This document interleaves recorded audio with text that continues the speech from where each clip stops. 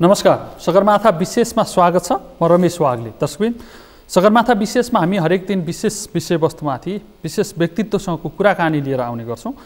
तर पछिल्लो समय विश्व नै कोरोनाको महामारीसँग जुधिराखेको छ र त्यसबाट नेपाल पनि अछुतो छैन। नेपालमा 219 जना सङ्क्रमित भेटिएका छन्। त्यसमध्ये 3 जना सङ्क्रमितहरू पुनः निको भएपछि पनि पुनः सङ्क्रमित छन् भने 33 जना निको भएका छन् अहिलेसम्म। नेपालमा अहिलेसम्म कसैको मृत्यु भएको छैन, एउटा सुखद पक्ष छ।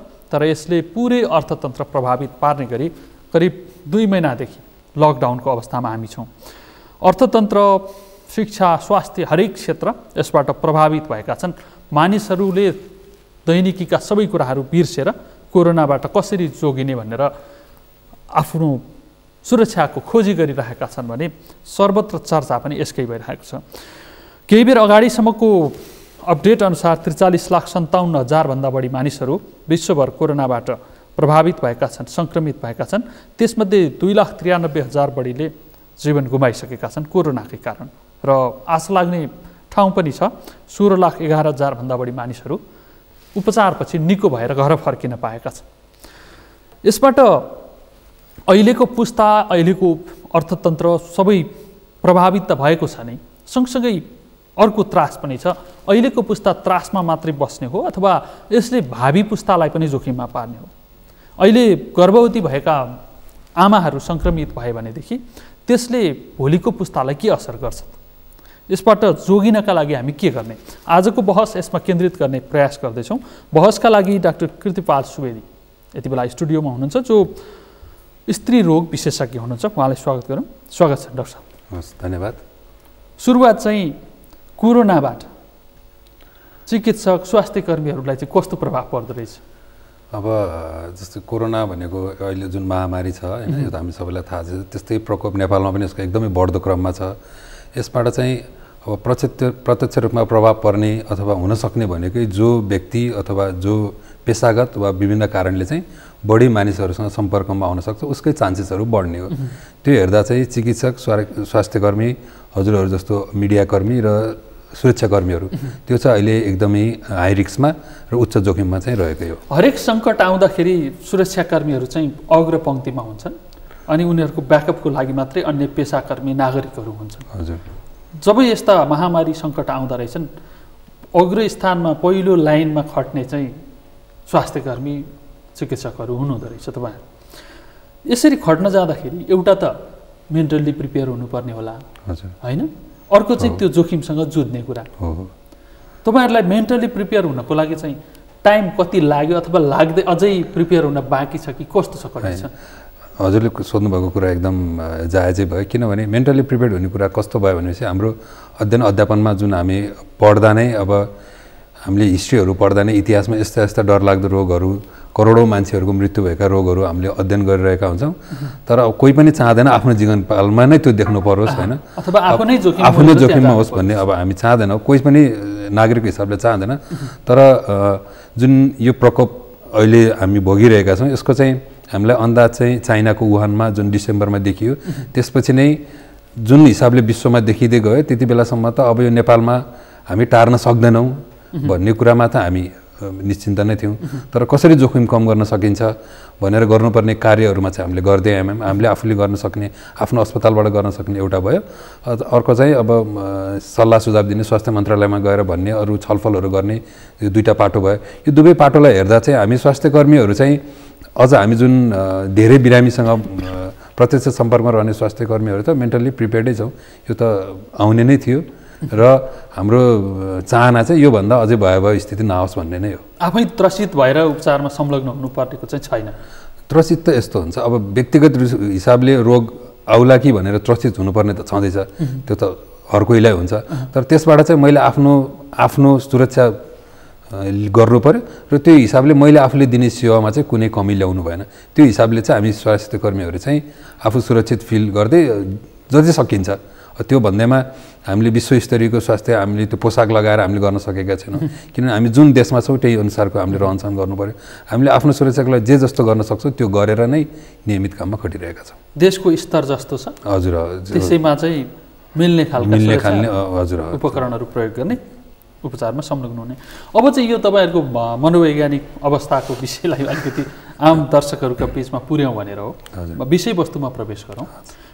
आजको विषयवस्तु भनेको चाहिँ आजको पुस्ता त कोरोना लागिसकेको पनि त्रसित छ, नलागेको पनि कसरी जोगिने, लाग्यो भने के गर्ने भन्ने एउटा त्रास छँदैछ। सँगै देशको अर्थतन्त्र के होला, भोलि कोरोना पछिको भविष्य के होला, यस्ता चिन्तामा आजको पुस्ता गुज्रिरहेको छ। यो पुस्ता जत्तिकै महत्त्वपूर्ण अब आउने पुस्ता हो, जुन पुस्ता चाहिँ आजको दिनमा चाहिँ गर्भमा विकास भइरहेको छ। त्यो पुस्ताको सुरक्षाको दृष्टिकोणले चाहिँ कोरोना कतिको जोखिम जस्तो लागिरहेको छ तपाईँहरूलाई, जोखिमपूर्ण जस्तो? यो एकदम महत्त्वपूर्ण कुरा हो। तर अब हामीलाई यो जुन कोरोना भाइरस, यो जुन कोभिड-19 हामी भनिरहेका छौँ, यो भाइरस चाहिँ हामी विश्वभरिकै चिकित्सकहरूलाई, वैज्ञानिकहरूलाई चाहिँ एउटा नयाँ खालको भाइरस भयो होइन। यसले आफ्नो रोग नै कुन रूपमा ल्याउँछ भन्ने नै अझै हामी बुझ्न सकिरहेका छैनौँ। एउटा प्रमुख पाटो यो भयो भने चाहिँ अब जुन अहिलेसम्ममा चाहिँ अब गर्भमा रहेको बच्चालाई नै कस्तो असर गर्ला, अथवा जुन डेलिभरी नै हुन लाउनु भएको छ उहाँहरूलाई कस्तो असर गर्ला भन्नेमा चाहिँ अहिलेसम्म एकदमै धेरै सङ्ख्यामा अध्ययन अनुसन्धान भएको देखिँदैन। त्यही भएर अहिलेसम्म अन्तर्राष्ट्रिय रूपमा जुन रोगको सङ्क्रमण भयो, उनीहरूमा देखिएका लक्षणहरू, त्यसले दिएका परिणामहरू, त्यसलाई चाहिँ केस स्टडीको रूपमा थोरै हेर्न चाहिँ सक्यो होइन? हजुर, त्यही मैले जोड्न खोजेँ।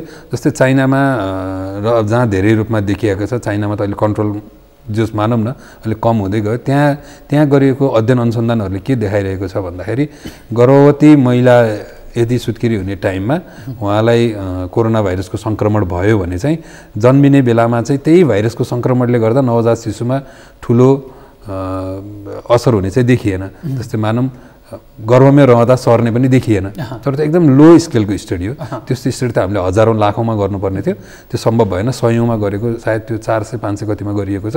त्यस्तोमा चाहिँ जन्मदै चाहिँ उहाँहरूले बच्चाको टेस्ट गर्नुभयो र आमाको सालको टेस्ट गर्नुभयो, बच्चा खेल्ने पानीको टेस्ट भयो, तिनीहरूमा सबैमा नेगेटिभ छ। यसको मतलब चाहिँ प्रारम्भिक अनुसन्धानले के देखायो भन्दाखेरि गर्भमै रहँदा चाहिँ सर्न सक्ने भएन। अब अर्को कुरा त्यसपछि गर्भपछिको पाटो भयो, आमाले दुध खुवाउनु पऱ्यो, बच्चाको स्याहार सुसार गर्नु पऱ्यो। त्यो गर्दाखेरि पनि पहिलो 40 घन्टासम्म 35 घन्टासम्म चाहिँ सङ्क्रमण रहेको देखाएको छैन। र आमाको स्तनको दुध जुन आउँछ त्यसमा जाँच गर्दा पनि भाइरस त्यसबाट आएको देखिएको छैन। सो जन्मदा नै चाहिँ सङ्क्रमण हुँदो रहेछ भन्ने चाहिँ बुझियो। र त्यसपछि चाहिँ हामीले केही गरी बच्चालाई जोगाउन सक्यौँ। अब त्यो हुनसक्छ आमा निको नहुँदासम्म बच्चालाई छुट्टी राख्न सक्ने भयो। आमालाई आफैले बच्चा खुवाउनुभन्दा आमाबाट एक्सप्रेस मिल्क भन्छौँ, जुन आमाले निकाल्नु पऱ्यो एउटा भाँडामा, त्यो बच्चालाई खुवाउन सकिन्छ। त्यसरी खुवाउँदा चाहिँ सरेको देखिएको छैन।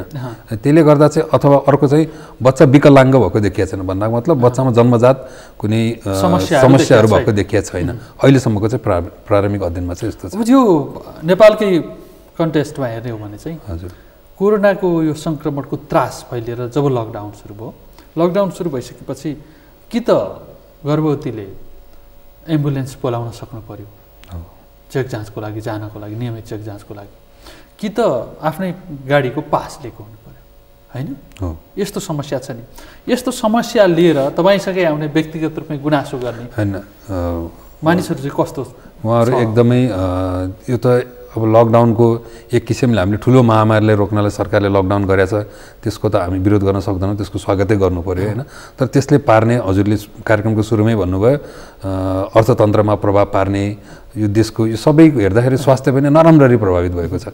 हामी खालि अहिले कोरोनामा फोकस भयौँ, तर यसले गर्दा विभिन्न खाले दीर्घ रोगीहरू त बिरामी नै आउन पाउनु भएकै छैन। त्यसमा चाहिँ गर्भवतीको चाहिँ के छ भन्दाखेरि हजुरले भने जस्तै अब नजिकैको स्वास्थ्य चौकीमा हुने डेलिभरी गराउन सक्ने उहाँहरूले त गराउनु भएकै छ।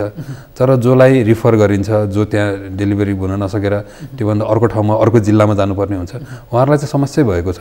त्यस्तो चाहिँ अब आउनुहुन्छ बिरामीहरू। जस्तै अहिले पनि हाम्रो यो दोलखाबाट आउनुभएको थियो, उहाँहरू चाहिँ 14 दिनसम्म यातायातको उचित व्यवस्थापन नहुँदा आउन पाउनु भएन। अहिले आउनुभयो, अलिकति क्रिटिकल हुनुहुन्थ्यो, तर अहिले सुधारोन्मुख हुनुहुन्छ।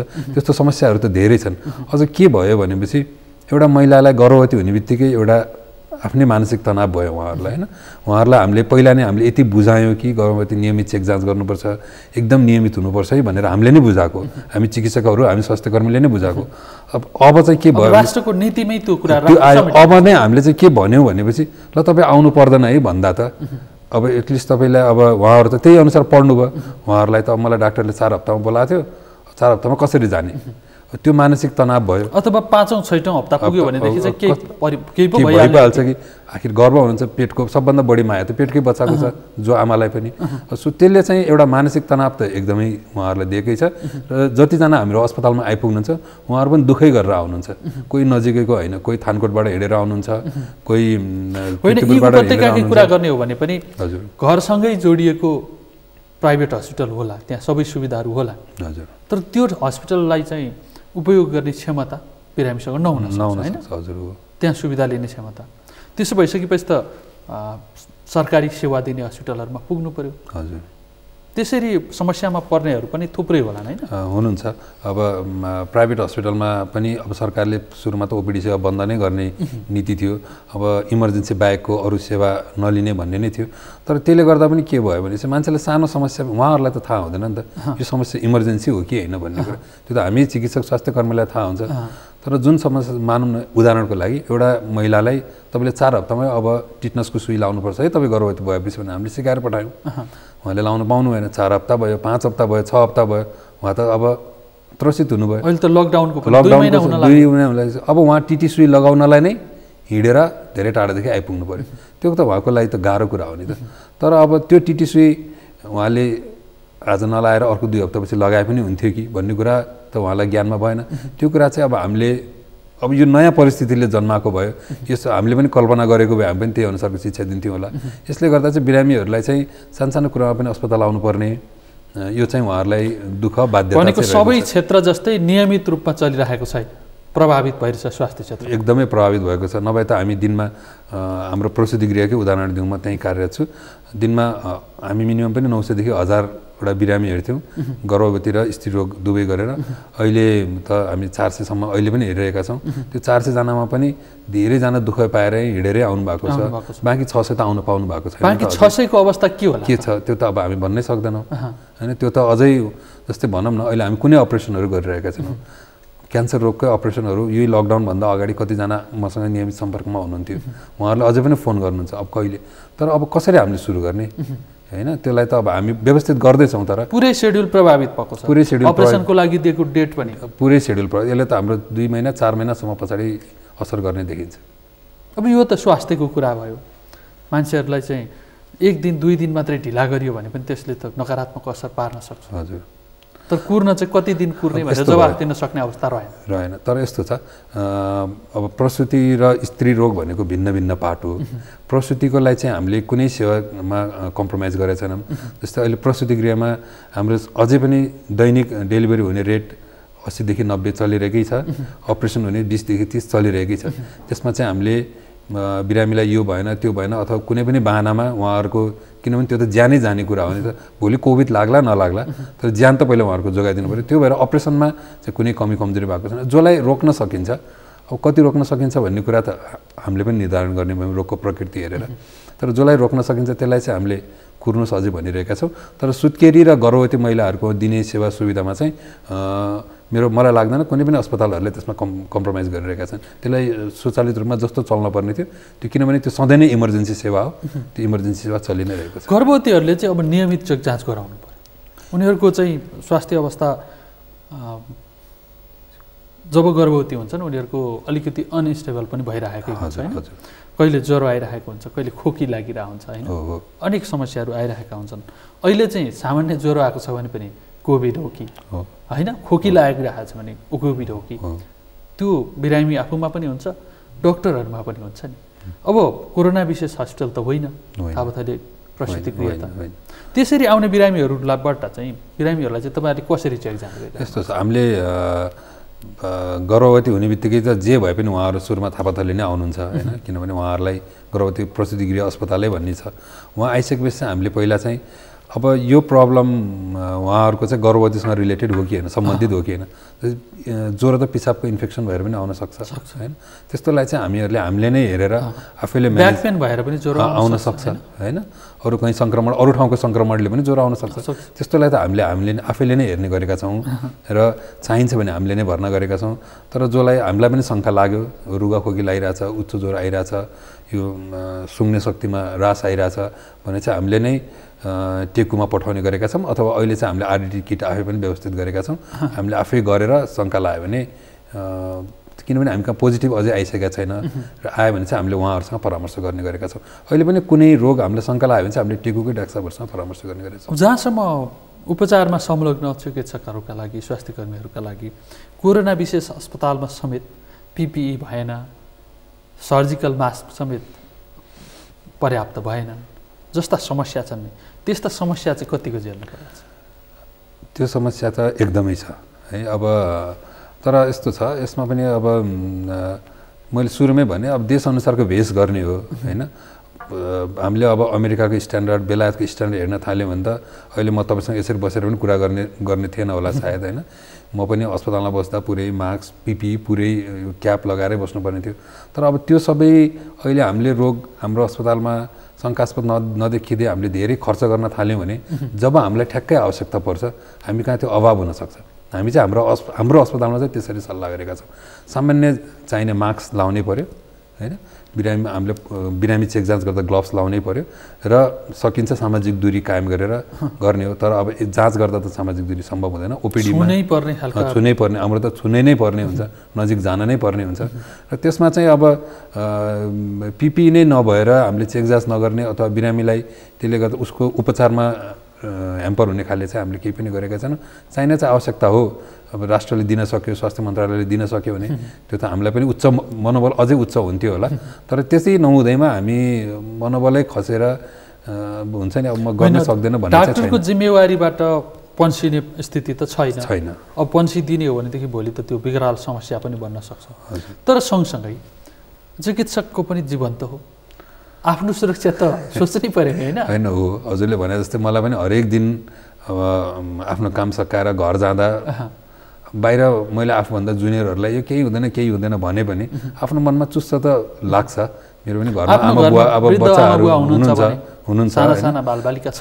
मैले अब त्यसमा चाहिँ आफूले त्यही भने नि, मैले सक्दो के गर्न सक्छु, मैले जाने बित्तिकै उहाँहरूको कन्ट्याक्टमा आउँदिनँ। आफ्नो सबै लुगाहरू सधैँ धुन दिनु पऱ्यो, आफूले पहिला नुहाउनु पऱ्यो, अनि आफूले सेनिटाइजरहरूको नियमित प्रयोग गर्नु पऱ्यो र त्यसपछि बल्ल उहाँहरूको कन्ट्याक्टमा जाने गरेको छ। त्यो चाहिँ हो, तपाईँले भनेको कुरा एकदम जायज हो। तर त्योबाट हामी भाग्न सक्ने, अब भन्नुभयो अब हामीले सबैको आँखा पनि हामीतिरै छ होइन। अब अहिलेसम्म हामी कसैको मृत्यु भएको छैन भनिरहेछौँ। भोलि स्वास्थ्य कर्मीले हामीले काम गर्न डरायौँ अथवा अलिकति हच्क्यौँ भने पनि कोरोनाले कोरोनाले भन्दा पनि अरू रोगले ज्यान जान सक्ने स्थिति हुन्छ। त्यही भएर चाहिँ त्यसमा त हामीले कम्प्रोमाइज गरेर भए पनि आफ्नो काममा त कमी आउन दिएका छैनौँ। अब यो चाहिँ एक किसिमको विडम्बनापूर्ण अवस्था हो नि। हजुर हो। हामी अरूको जीवन जोगाउनका लागि काम गर्छौँ भनेर खट्न तयार हुनेहरू पनि खट्नका लागि पूर्वाधारहरू भएनन्, पिपी सहितका सुरक्षा उपकरणहरू भएनन् भनेर चाहिँ सानो मन गरेर उपचार गर्नुपर्ने भनेको त हाम्रो यो राष्ट्रिय विडम्बना भन्ने हो। त्यो एकदम हो। तर यस्तो छ, अब मेरो व्यक्तिगत विचार पनि हुनसक्छ होइन। पिपी भनेको पनि त्यसको लेभल हुन्छ कि, कुन लेभलको पिपी, पर्सनल प्रोटेक्सन इक्विपमेन्ट त हो त्यो होइन। तपाईँले अरू बेला बाइक चढ्दा विन्ड चिटर ज्याकेट लाउनुहुन्छ, त्यो पनि पिपी हो नि, तपाईँले धुलोबाट आफूलाई जोगाइरहनु भएको छ। अब त्योभन्दा एक स्टेप अगाडि बढेर जाने हो। त्यसमा चाहिँ अब फुल सेटै लगाउने, अब जस्तै मैले लगाउने अहिले इमर्जेन्सीमा बसेर हाम्रो डाक्टर साहबले लगाउने पिपी र अपरेसनमा गर्न जाँदा लगाउने पिपी चाहिँ भिन्न भिन्न खाले हुन्छ कि, कोभिडै देखियो भने। सो त्यो स्तरको त हामीले आफूलाई त प्रोटेक्सन गरिरहेकै छौँ। त्यो त अब आफ्नो सकिन्छ मैले आफ्नो व्यवस्था गर्न सक्छु, सक्दैन मेरो अस्पतालले व्यवस्था गरिदिन्छ, सक्दैन मन्त्रालयले व्यवस्था गरिदिन्छ। त्योसम्म त मलाई लाग्दैन कुनै पनि स्वास्थ्य कर्मीहरूले त्यति धेरै मनोबल गिराउनु भएको छ। अब यो प्रसुति सेवा दिइराख्नु भएको छ, स्त्री रोगका सन्दर्भमा परामर्श उपचार गरिराख्नु भएको छ होइन। यसो गर्दै गर्दाखेरि यो चाहिँ भोलिको पुस्तालाई पनि प्रभावित पार्ने कुरा। एउटी आमाको चाहिँ मनोवैज्ञानिक रूपमा समस्या भयो भनेदेखि उसबाट जन्मिने बच्चाको स्वास्थ्य स्थिति के होला, यो त ठुलो चिन्ताको विषय हो नि। यसमा डक्टरले अहिले सरकारले लिइरहेको नीति, अनि त्यसमा हाम्रोमा समस्या के छ भने नीति निर्माताहरू चाहिँ अलि विषयवस्तुको ज्ञान कमी राख्ने तर त्यति हुँदाहुँदै पनि आफूलाई जान्ने रूपमा चाहिँ प्रस्तुत गरिरहने एउटा समस्या छ नि हाम्रो। त्यसमा केही सुझावहरू छन् तपाईँका जसले प्रसुति सेवाका लागि गर्भवतीहरूको स्वास्थ्यको लागि केही कुरा चाहिँ नीतिगत रूपमा सरकारले सुधार गरिदियो भनेदेखि भोलिको पुस्ता चाहिँ स्वस्थ आमाबाट जन्मिन पाउँछ है, मनोवैज्ञानिक असर नगरेको आमाबाट भनेर भन्न सकिन्छ? त्यो त अब नीति निर्माण बसेकाहरूलाई हामीले उहाँहरू सबै जान्ने त बिल्कुलै हुनुहुन्न होइन। सबै अब चिकित्सकहरू सबैको आफ्नो आफ्नो थट्स होला, सबैजना त्यहाँसम्म पुग्न पनि सक्दैन होला। तर हामीले दिनुपर्ने हाम्रो तल्लो टेबलबाट नियमित स्वास्थ्य मन्त्रालयमा भन्ने अथवा हाम्रै हस्पिटलको चिकित्सकहरूलाई भन्ने सरसल्लाह गर्ने, त्यहाँबाट जाने कुराहरू त हामीले गरिरहेका छौँ। तर प्रसुतिसँगै जोडेर हेर्नुभयो भने चाहिँ के हो भन्दाखेरि अहिले चाहिँ कुनै पनि प्राइभेट अस्पताल अथवा अरू अस्पतालहरूले विभिन्न बाहनामा यो प्रसुति सेवाहरूलाई चाहिँ कुनै पनि तरिकाबाट चाहिँ ह्याम्पर गर्नु हुँदैन। किनभने त्यो गरियो भने चाहिँ कोभिडको त हामीलाई मोर्टालिटी कति लाग्यो भने कति मर्छ भन्ने त अलिकति आकलन भइसक्यो नि त। तर एउटा आमालाई त हामीले उचित प्रसुति सेवा दिन सकेनौँ भने उसको ज्यान जान्छ, त्यो त उसको लागि 100% हो नि त। सो त्यही भएर सरकारले चाहिँ गरिरहेकै छ, कुनै पनि प्रसुति सेवालाई सधैँ इमर्जेन्सी भनिरहेकै छ, त्यो चाहिँ भइरहेकै छ। अर्को चाहिँ अब हुनसक्छ केस नेपालमा नहोस् त्यस्तो, एकदम ऱ्यापिड रेटमा बढ्दै गयो भने चाहिँ धेरैजना गर्भवतीहरू पनि अफेक्ट हुने देखिन्छ होइन, उहाँहरूलाई पनि सङ्क्रमण भइहाल्छ। त्यस्तो भयो भने चाहिँ अब अहिलेसम्म त हामी प्रसुति गृहमा तयारी गरिरहेका छौँ। कोभिड सङ्क्रमण आइहाल्यो भने पनि डेलिभरी लिनको लागि। तर उचित त अझै पनि के हो भनेपछि सरकारले कुनै एउटा अस्पताललाई कोभिड सङ्क्रमणको लागि डेलिभरी हुने मात्रै एउटा अस्पताल त छुट्याइदिनु पर्ने हुनसक्छ भोलिको दिनमा चाहिँ। तर तयारी त त्यसको आजैको दिनमा चाहियो, चाहे त्यो प्रसुति नै होस् अथवा उहाँहरूले अर्को कुनै अस्पताल लिनुहुन्छ होइन। किनभने अब हामीले दुई थरी बिरामीलाई फेरि मिक्स गर्नुपर्ने हुन्छ नि त। किनभने त्यो मिक्स गर्नु भनेको त अर्को जोखिम हो। हामीले सक्दो हामीले हाम्रो अस्पतालमा छुट्टै ब्लक छुट्याएका छौँ, छुट्टै वार्ड छुट्याएका, सबै तयारी हामीले ड्रिलिङ भन्छौँ तयारी पनि हामीले गरिरहेका छौँ। जस्तै अस्ति हामीले एउटा कोभिड बिरामी आयो भने के गर्ने भनेर एउटा बिरामीलाई कोभिड मानेरै हामीले अपरेसन गऱ्यौँ होइन, कोभिड मानेरै डेलिभरी गराइराख्यौँ। तर अब साँच्चैको आउनु त अलिकति फरक सिनारियो हुनसक्छ। त्यसपछि हाम्रो अरू नियमित जुन सेवा लिइरहनु भएको छ उहाँहरूलाई प्रभाव पर्नु भएन। भोलि प्रसुति गृहमा कोभिडको डेलिभरी भयो, अब त्यहाँ त जान हुन्न भनेर मान्छेमा सन्तास फैलिन थाल्यो भने चाहिँ धेरैजनालाई झन् उल्टो दुःख पाउने भयो नि त। सो त्यसको लागि चाहिँ सरकारले अहिले नै बेलैमा चाहिँ त्यो हिसाबमा चाहिँ सोच्नुपर्ने हुन्छ। जस्तो विराटनगरमा एउटा केस भइसक्यो जहाँ गर्भवतीलाई अपरेसनको लागि भनेर अपरेसन थिएटरमा पुर्याइसकिएको थियो, तर त्यो कार्ड हेर्दाखेरि चाहिँ ठेगाना उदयपुर देखिसकेपछि उहाँलाई निकालेर पठाउने काम भयो। यहाँ पनि प्राइभेट हस्पिटलबाट त्यस्तै स्थिति आयो भने सरकारले के गर्ने? त्यो त सरकारले कारवाही गर्नु पर्यो, त्यसमा त कुनै विकल्पै छैन। त्यो प्राइभेट हस्पिटलले कि त उसले आफ्नो होइन यस्तो छ, अहिले पनि हामी अपरेसन त गरिरहेका छौँ त। प्रसुति गृहमा दिनको 20जनाको 25जनाको अपरेसन भइरहेकै छ, 30जना। यहाँ सबै काठमाडौँको त होइन नि त, उहाँहरू त कोही उदयपुरबाट आउनुभएको छ, कोही जनकपुरबाट आउनुभएको छ, हिजै नेपालगञ्जबाट आउनुभयो। अब हामीले सबैको आरडिटी अथवा पिसिआर गर्न सक्ने त हामी अवस्थामै छैनौँ नि। त्यो त अवस्था तपाईँ 6 घन्टा कुर्नुपर्छ त्यसको लागि, त्यतिन्जेल त उहाँको ज्यान जोखिममा जान्छ। त्यो त अब हामीले आफ्नो सुरक्षित कसरी हुन सकिन्छ, आफू सुरक्षित हुने, त्यसपछि उहाँको कोभिड शङ्कास्पद हो भने त्यो टेस्टहरू पठाउँदै गर्ने। तर प्राइमेरी उहाँको उपचारमा चाहिँ कुनै चाहे त्यो सरकारी होस्, चाहे त्यो मेडिकल कलेज होस्, चाहे त्यो 50 बेडको प्राइभेट संस्था होस्, कसैले पनि कम्प्रोमाइज गर्न पाइँदैन। किनभने यो त सिधै एकदम प्रत्यक्ष स्वास्थ्यसँग जोडिएको दुईजनाको ज्यान हो। एउटा अब हाम्रो यो तपाईँहरूले डाक्टर बनिसकेपछि एउटा ओथ लिनुहुन्छ जसले शत्रुको पनि उपचार गर्दाखेरि म कुनै पनि कम्प्रोमाइज गर्दिनँ, मलाहिजा गर्दिनँ, स्वार्थ राखेर काम गर्दिनँ होइन भन्नुभएको छ।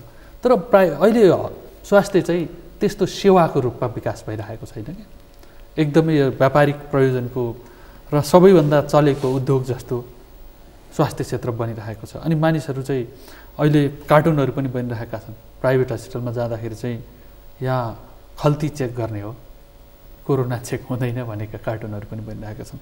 यो चाहिँ प्राइभेट हस्पिटलको कमजोरी भन्ने कि हाम्रा नीतिगत कमजोरी भन्ने? त यसमा हजुरले भने जस्तो दुइटै कुरा छ।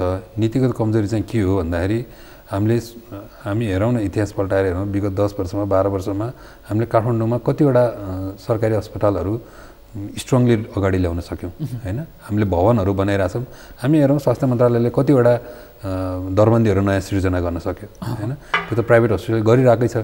उसले त विदेश जाने बिरामीहरूलाई त केही हदसम्म रोकेकै छ नि, त्यो त प्राइभेट हस्पिटलको ठुलो देन छ नि, त्यसमा त कुनै शङ्कै छैन। सोफिस्टिकेटेड उपचार खोज्नेहरूका लागि त उहाँहरूले दिनुभएको छ नि त, किनभने अझै सोफिस्टिकेटेड खोज्नेहरू त अझै विदेश गइरहनु भएको छ नि त। विदेश जानलाई नराम्रो, प्राइभेटमा जानलाई नराम्रो, विदेश जाँदाखेरि हुने कुरा चाहिँ यहाँ हुन्छ भनेर विश्वास दिलाउनका लागि त्यति गर्दा गर्दै पनि असम्भव भइरहेको छ। तर धेरै हदसम्म त रोकिनु भएको छ नि त। उहाँहरूको योगदान ठुलो छ, त्यसमा शङ्कै छैन। तर त्यो सँगसँगै जुन हामीले सरकारी अस्पताललाई पनि स्ट्रङली ल्याउन सक्नुपर्ने थियो, अझै विशेषज्ञ अस्पतालहरू नयाँ गठन गर्न सक्नुपर्ने थियो होइन। जति अब बेड सङ्ख्या मात्रै हेरेर त भएन नि त, हामीले दिने उपचारको गुणात्मकमा पनि ध्यान दिनुपर्ने थियो। त्योमा चाहिँ हामी अलिकति नीतिगत रूपमा चुकेकै हो, नेपाल सरकार चुकेकै हो। त्यसले गर्दा चाहिँ त्यसको प्रत्यक्ष फाइदा त स्वास्थ्य प्राइभेटलाई भयो। उनीहरूले अब त्यो त तपाईँले व्यवसाय नै भनेर दिइसकेपछि त कसैले पनि एउटा अस्पताल चलाएपछि त एक दुई पैसा आवश्यक भनेर गर्नुहुन्छ, भनेर दर्ता गर्ने, ट्याक्स तिर्ने होइन, फाइदा नखाने भन्ने पनि भएन। तर के हो भनेपछि मुख्य कुरा अहिलेकै कुरामा फर्क्यौँ भने चाहिँ, तर आजको स्थितिमा कुनै पनि अस्पतालले म कोरोना टेस्ट गरिदिन्छु 10,000 रुपियाँ लिन्छु भन्न चाहिँ पाउँदैन होइन। त्यो नै भने प्रमुख भनेको त सेवा दिन्छु भनेरै आएको भने स्वास्थ्य चाहिँ व्यापारिक माध्यम बनाउन सहज अवस्थामा मिल्ला हो, तर प्रमुख त सेवा नै हो। सेवा नै हो।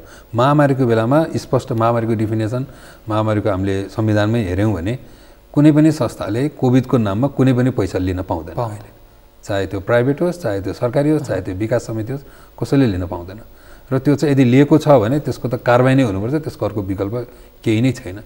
त्यो स्पष्टीकरण सोध्ने कागज छन्, त्यसमा केही छैन। त्यो जुन कडा रूपमा कारबाही गर्न सकिन्छ त्यसमा त प्राइभेट होस् अथवा चिकित्सकै होस् अथवा स्वास्थ्यकर्मी नै होस् होइन, सरकारले दिनुपर्ने आफूले काम गरेर पनि उसले काम गरेको छैन भने चाहिँ कारबाहीको त भागी हुनैपर्छ। तर तपाईँले भनेको जस्तो कारबाही गर्ने कुरा प्रारम्भिक चरणमा चाहिँ देख्न पाइएको छैन होइन, मलाई लाग्दैन। अब यस्तो हुन्छ, मैले अब मेरो इन्फर्मलमा चाहिँ केही संस्थाहरूलाई मैले अस्ति अब न्युजहरू हेरिरहेको थिएँ, मलाई पनि आधिकारिक जानकारी त छैन, तर केही अस्पतालहरूले चाहिँ बढी शुल्क लिए, यस्तो गरे, बिरामी लिएनन् भनेर सरकारले कारबाहीको प्रक्रियामा अगाडि बढेको छ भन्ने चाहिँ सुनेको थिएँ। अब यो सिडिओ कार्यालयले ठ्याक्कै चिठी दिएर यति काट भने जस्तो चाहिँ हुँदैन, अनुसन्धान हुनु पऱ्यो। कसैले भन्दैमा नै मान्नु पनि भएन, भन्ने कुरा मात्रै प्रमाण भएन, अनुसन्धान होला। तर प्रमाणका लागि प्रारम्भिक आधार चाहिँ ती भन्न सक्छन् बिल्कुल। जहाँसम्म गर्भवती महिलाहरू हुनुहुन्छ जसले समयमा चेक जाँच गराउनका लागि पनि समस्या भइरहेको छ, उहाँहरूले चाहिँ कसरी आफूलाई मेन्टेन गर्ने, आफू स्वस्थ छु, मेरो गर्भको शिशु पनि स्वस्थ छ भनेर थाहा पाउने कसरी? अब यसमा चाहिँ यस्तो छ, अब गर्भवतीको चाहिँ सामान्य सिद्धान्तमा चाहिँ यसलाई 3 भागमा बाँडिएको हुन्छ। 40 हप्तामा डेलिभरी हुन्छ भने पहिलो तेस्रो हप्ता, दोस्रो तेस्रो हप्ता र अन्तिम तेस्रो हप्ता हुन्छ। पहिलो तेस्रो हप्ता भनेको गर्भ रहने बित्तिकैको हो। अब अध्ययनहरूले देखाएको अनुसार चाहिँ यो कोभिड पिरियडमा भएको प्रेग्नेन्सी जुन यही बेला गर्भ बस्यो मानौँ होइन, अब के होला यो बेलाको गर्भ, जस्तै धेरै भुइँचालोमा गर्भ बसेकोहरूले हाम्रो किमोदन्तीमा रहेछ कि बच्चा राम्रो हुँदैन भन्ने रहेछ होइन, त्यति बेला उहाँ धेरैजनाले राख्न नचाहनुलाई हामीले कतिलाई राख्न हुन्छ, यो केही हुँदैन भनेर पनि पठायौँ। त्यो अनुसार अब अहिले पनि त्रास त छ। के छ भने चाहिँ अहिलेसम्म कुनै पनि अध्ययन अनुसन्धानले चाहिँ यो बेलामा बसेको बच्चामा केही खराबी हुन्छ भन्ने छैन। त्यो भएर त्यो ढुक्क हुनु पऱ्यो एउटा कुरा है।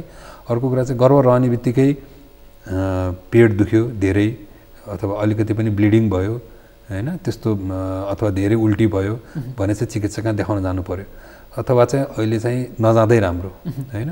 त्यो नजाँदाखेरिको उपाय चाहिँ के त? नजाँदा उपाय चाहिँ अब जस्तै सामान्यतया गर्ने घरमा अब अहिले धेरै भारी कामहरू नगर्ने, आरामै गरेर बस्ने हो होइन। त्यसपछि अब पिसाबको सङ्क्रमण भयो त्यस्तो केही भयो भने जानु पऱ्यो, नभए चाहिँ आफूले गर्ने नियमित कार्यहरू, सामान्य हाउस होल्ड एक्टिभिटिजहरू जुन भन्छौँ गरौँको कामहरू गर्ने भए त्यो सबै गरेर घरमै आराम गर्ने हो। र अलिकति पनि पेट दुख्या जस्तो लाग्यो, ब्लिडिङ भयो भने चाहिँ एउटा भिडियो एक्सरे गराउनु पर्ने हुनसक्छ।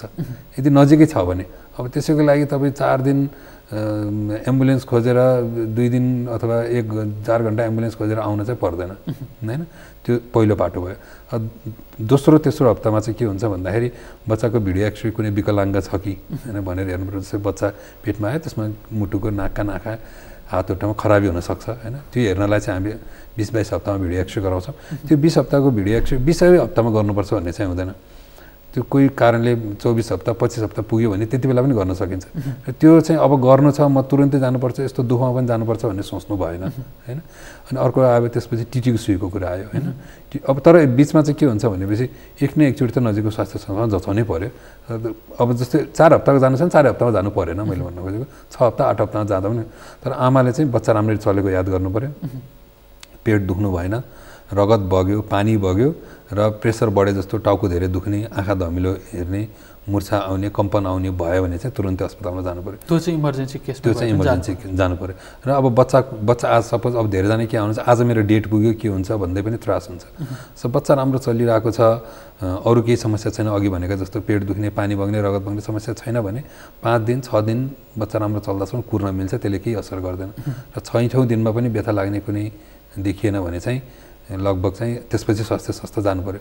यी सबै कुरा नियमित रूपमा भइरहेको छ, बच्चा राम्रो चलिरहेको छ, कुनै समस्या देखिएको छैन भने त्यसो भए के भन्न सक्यो भनेदेखि जो आमा यही समयमा आमा बन्दै हुनु हजुर भन्ने चाहिँ सुनिश्चितता हुँदैछ अथवा गर्भ बस्यो उहाँहरू पनि नहातिनु। एकदम जो अगाडि नै गर्भवती हुनुहुन्छ र समय हुन बाँकी छ, कोरोनाका कारणले मेरो गर्भको बच्चालाई के होला भनेर नहातिनु। सचेत हुनुहोस् तर आत्तिएर क्षति हुने काम क्षति हुनेले अब म अस्पताल गइहाल्छु भनेर झन् भिडभाडमा आएर अर्को जोखिम चाहिँ नबढाउनुहोस्। आफूलाई घरमै राख्नुहोस्, सकिन्छ चिकित्सकको फोनबाट सम्पर्कमा रहनुहोस्। प्रसुति गृहहरूले पनि धेरै अस्पतालहरूले अहिले हटलाइन सेवाहरू चलाइरहेका छन्। प्रसुति गृहले पनि चलाएको छ, प्रसुति गृहले पनि चलाएको छ। त्यो नम्बरमा चाहिँ फोन गरौँ, सोधौँ चिकित्सकहरूको, चाहिने भए उहाँहरूले बोलाउनुहुन्छ, नचाहिने भए उहाँहरूको सल्लाह अनुसार काम गरौँ। र त्यही अनुसार अहिले उत्तम विकल्प भनेकै भिडभाडमा नजानु हो, घरमै बस्नु हो र आफूलाई सुरक्षित राख्नु हो। यो 4253-277 हजुर यो चाहिँ हाम्रो प्रसुति गृहको हटलाइन हो। यसलाई चाहिँ हामीले चिकित्सकले नै उठाउने गरेर बिहानको 10 बजेदेखि 2 बजीसम्म चलाइरहेका छौँ। जे समस्या परे पनि यो नम्बरमा फोन गर्नुभयो भने चाहिँ दिउँसो चिकित्सकले नै उठाउनुहुन्छ र उहाँहरूलाई आवश्यक सल्लाह सुझाव दिनुहुनेछ। तपाईँ नहातिनुहोस् भन्न पनि सक्नुहुन्छ, तपाईँ चाँडोभन्दा चाँडो अस्पताल आउनुहोस् भन्न पनि सक्नुहुन्छ। जे अवस्था हो त्यही र यो नम्बर चाहिँ दोहोऱ्याइदिनु पऱ्यो त्यसका लागि 4253-277। हजुर। र अर्को चाहिँ अलिकति पनि आफूलाई समस्या लाग्यो, पेट दुख्यो, मैले भनेको कुनै पनि लक्षण देखियो भने चाहिँ कृपया घरमा नबसी इमर्जेन्सीमा आइदिनु होला, जुन 24 घन्टा खुल्ला रहेको छ। हस्, यो महत्त्वपूर्ण समय र महत्त्वपूर्ण जानकारी तपाईँका लागि धेरै धेरै धन्यवाद। हस्, धन्यवाद। यहाँलाई पनि धेरै धेरै धन्यवाद। मेरो विशेष अनुरोध चाहिँ कृपया नआत्तिदिनुहोस्। गर्भको पिरियडमा हतार आत्तिने सबैलाई हुन्छ, तर कृपया अहिले अझै केही दिन घरमै बसी धैर्य गर्नुहोस्। यो रोग नियन्त्रण गर्न हामीलाई पहिलो सहयोग गरिदिनुहोस्। हस्, धन्यवाद। दर्शकबिन तपाईँलाई पनि धन्यवाद। यतिन्जेल हेरेर साथ दिनुभयो। कार्यक्रमको समय सकिएको छ। म सहित सम्पूर्ण युनिटलाई बिदा दिनुहोस्। सगरमाथा टेलिभिजन हेर्दै गर्नुहोला। नमस्कार।